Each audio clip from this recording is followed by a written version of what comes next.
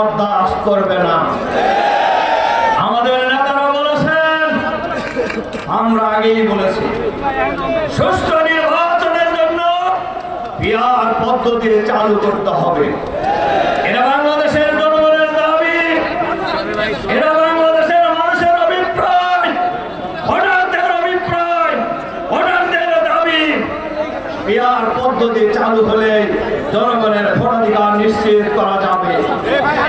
আর নিরপেক্ষ নির্বাচনের বাইরে গণ নির্বাচন, হাসিনা মার্কা নির্বাচন, হুদা মার্কা নির্বাচন বাংলাদেশের মানুষ আর করতে দেবে না বাংলাদেশে।